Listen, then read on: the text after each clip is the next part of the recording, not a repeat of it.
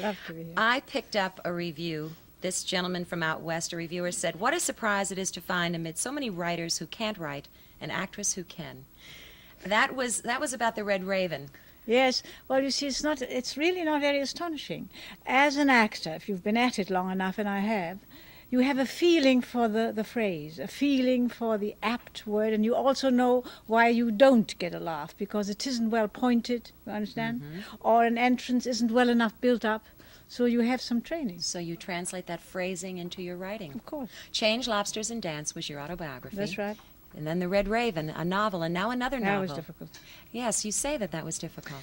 It was difficult because then you forgive an actor or an actress or whoever they are. You forgive them their autobiography because they might have had an interesting life. You don't forgive them suddenly to sit down and write a novel.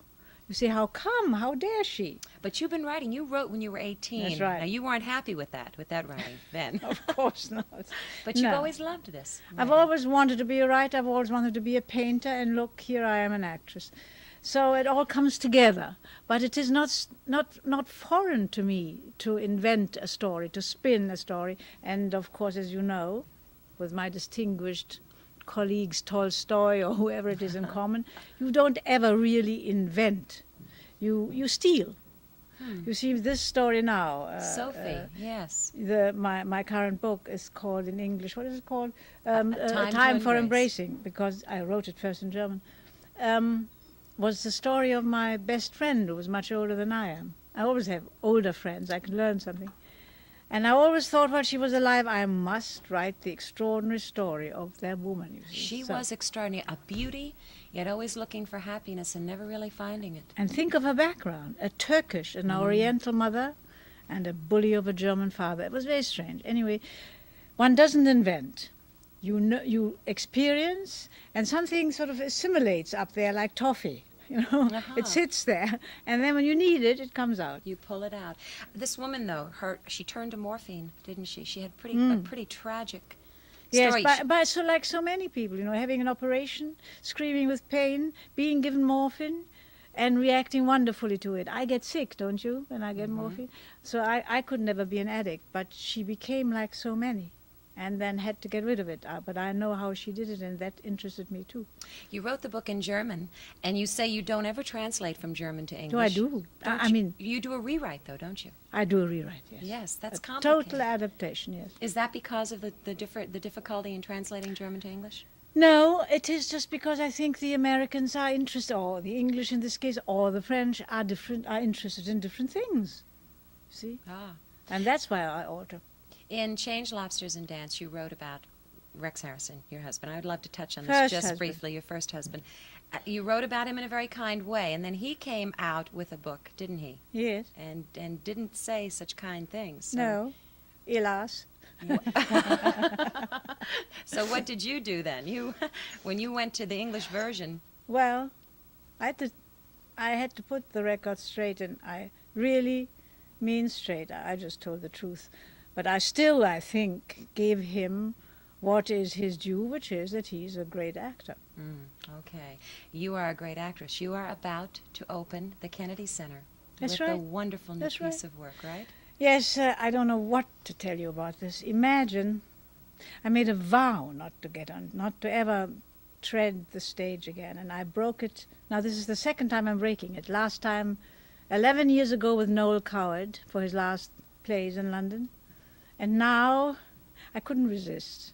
It's Sarah Bernhardt, you know, the great actress, and it's a one-woman play.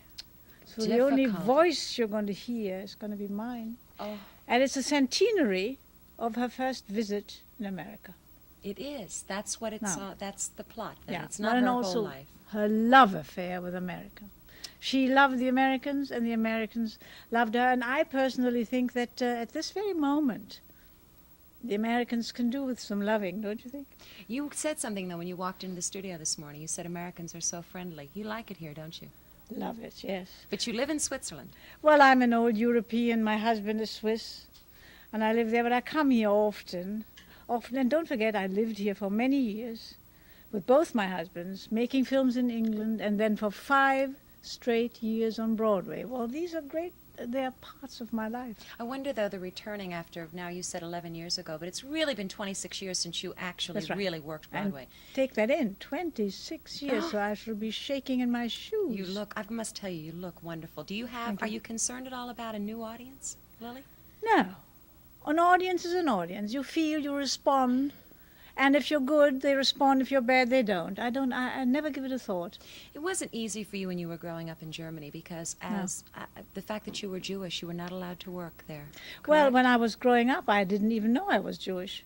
I only found that out when I couldn't play the Virgin Mary at Christmas time for the Christmas pantomime. And that was a bit of unfairness, I thought, because I argued and said, but the Virgin Mary was Jewish. That's right. You see? So it's very hard to answer this to a child of 10. Anyway, then came Hitler, and then I really suddenly thought, good God, I'm Jewish. And out I went, and well, with a great big kick in the behind, because I very nearly got into concentration camp. And out I went, aged 18.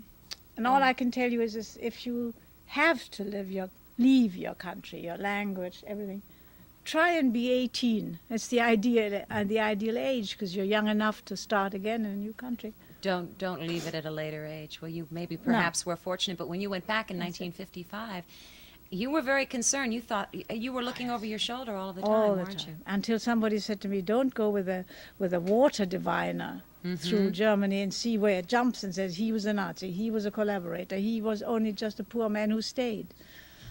But now, you see, now I'm in Germany working there often with a great big cross of whatever it is round my neck, as they gave me. I don't know what for. But you have to be now well over 60 in Germany to have been active in the Nazi party. Oh, I see. Now this is something you mustn't forget. And I don't hold with the old God of the Jewish religion who said that he will avenge the sins of their fathers until the 7th generation. I think that's a lot of nonsense. What next? What now? Now, Sarah Bernhardt, you go into rehearsal for this? I knew. Sarah Bernhardt, I start rehearsing in December in New York. And beyond that, I simply can't think. Probably another fine novel. I hope that you keep giving us those. A Time to Embrace, a wonderful story. And Lilli, it's a delight to have you here this morning. Yes, nice to know you.